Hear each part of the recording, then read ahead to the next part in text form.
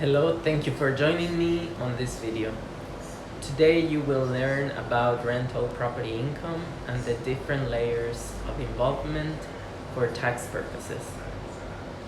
Keep watching.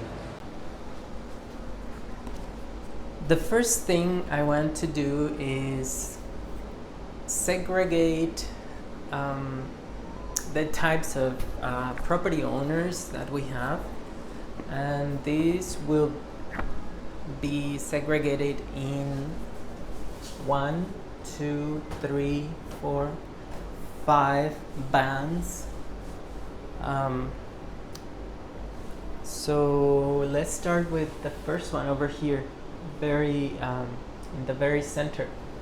As you can see, these go like in a circle, one and covering the other one, and we start with the smallest one, which is the one where we own a home. I own a house, but I don't lease it. I just live in my house. I have a property, I have a house. I don't lease it, I don't do anything with it. So in that case, you may wanna look into the the itemized deduction Schedule A, and see if it would benefit to go that route. But this video, I'm warning you, is not for you. The next band here is for the people that own a house, but they lease the house for less than 14 days. So let's say I own a house, I live in it, but there was a really good opportunity for me to lease my property, maybe a few of the rooms or the whole house, for a game that was going to take place in my city. In that case, if you rented your house for less than 14 days, then you are in this band, and that means you will not have to pay any zero taxes on the income you received from renting or leasing your house. But that also means that you cannot take any deductions related to the rental income associated with it.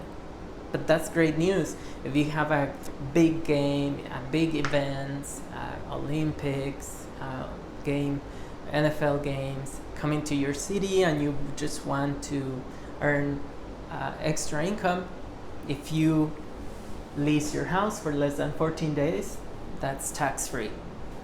So that's there. Then we move with this question over here. Did you lease your house 14 days or less, or more than 14 days?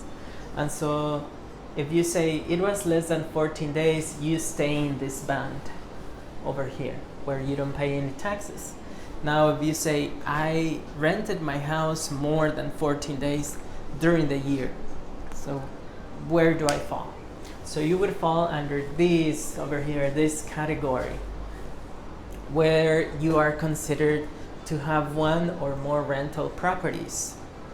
So that means you would put the income and the expenses associated with the rental property in Schedule E. And that's generally considered passive income over here in green. So you fall under this category. And it could be your own house that you rented for more than 14 days, or it could be that you have 1 or 2 or 10 or many more rental properties. Now, that's gonna be generally passive income, as I said, which means that whatever money you earn from your W-2, from working, that's earned income, which means you earn it, you work for it. And so passive income is treated as different.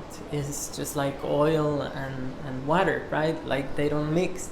So just like that, we don't mix passive income with earned income, which means that if you have losses over here with a rental property, you cannot subtract those losses from your earned income.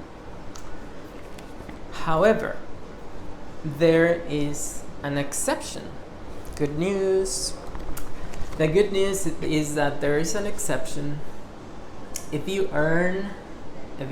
your modified adjusted gross income is less than $100,000, then you qualify for a special deduction where you can deduct up to $25,000 of losses from properties over here that can reduce your earned income. So how does this work? Okay. So the question we're gonna ask here to see if you qualify or not for the special allowance deduction of $25,000 is going to be this question: Are you actively participating? Is this an activity of active participation? So if the answer is no, you're gonna stay in this band, which means that you cannot use the deduction, the $25,000 losses from your rental to offset your earned income. If you say, yes, I'm participating actively, then you enter into the next band over here. As you can see, you enter here, but let's look at what is active participation. What does that really mean? So I'm gonna go to my notes, and one more thing for the special allowance of the $25,000, you need to be participating actively, but also you must have at least 10% of the interest in the properties in this band. So if you own at least 10% and then you actively participate, then you can say yes. But let's look at what is active participation first. We're kind of going backwards.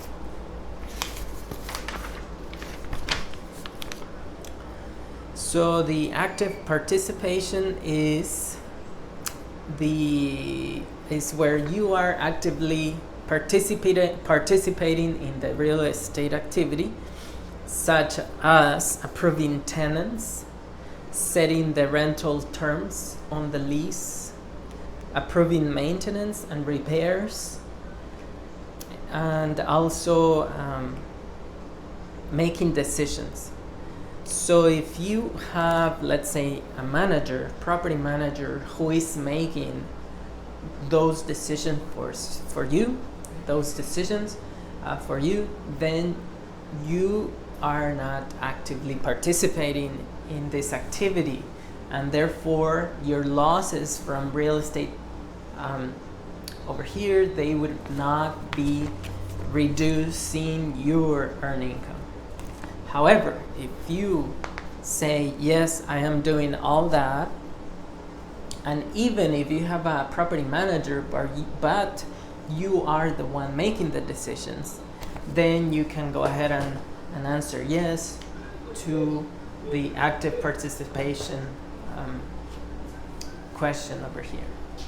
So, okay, so we are on this area. So what is this area? So this is the exception area where you can take up to $25,000 of non-passive losses, which means that if I earned $50,000 in my W-2, but I have several rentals or just one rental, and I lost money in that rental house, that loss is going to reduce my $50,000 if I am in this area. Now, the next question, and notice we are going deeper and deeper and deeper. But throughout this process, there are some bridges, and we will look at those bridges in a moment.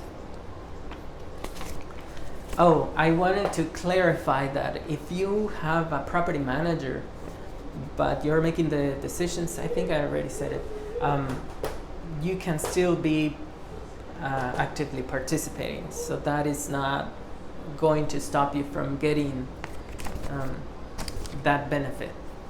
So the next question we are going to ask over here in this area is, so we can go deeper, are you materially participating? And then you would say, well, why would I want to go deeper into this area over here? To be considered a trade or business, then we need to know if you are materially participating in the rental activity. And if the answer is yes, then you go to the next deep area. If you say, no, I'm not participating materially, then you stay here. But let's say what the benefit is for being here in the trade or business area. So if you say, yes, I'm participating materially, but let's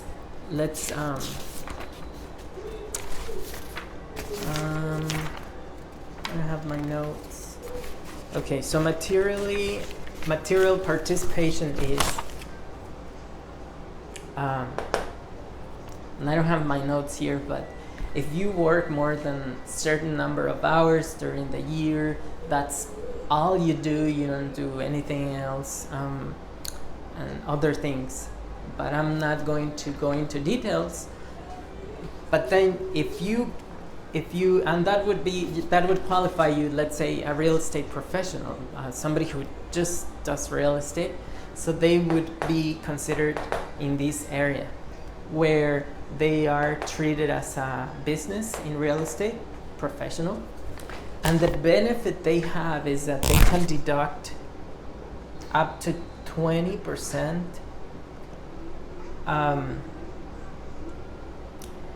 of the profit.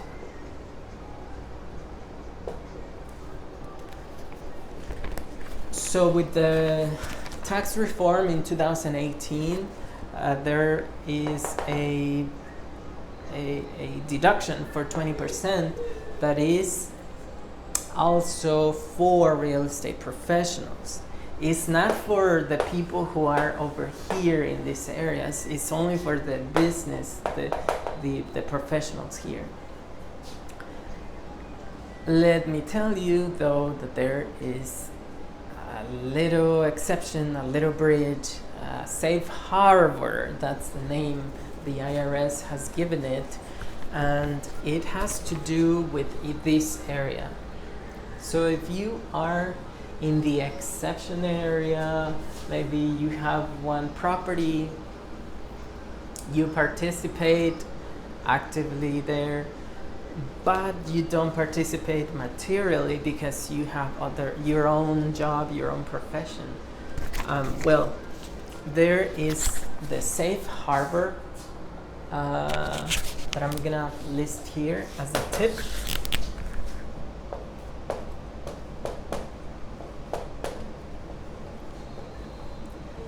And there are special rules that would make you qualify for the safe harbor. Certain number of hours, I believe is going to be 250 per year. You have to keep records of the hours, the purpose of the work that was done. But that doesn't mean it is only you. It can be somebody who you contract to do work, so those hours count towards the 250 hours. And there are other requirements. The purpose of this video is not to go over the safe harbor requirements, but rather just to take a look at a basic level of the whole spectrum of owning a house, leasing it. If I lease it for less than 14 days, or more than 14 days, if I actively participate or not, if I materially participate or not. And one last tip for you, real estate owners, is don't forget to take depreciation on your homes that you are leasing. So here's this diagram. I hope this was helpful for you. And if you have any questions, please make sure to contact me and I will try to answer your questions. Here for your service. See you soon.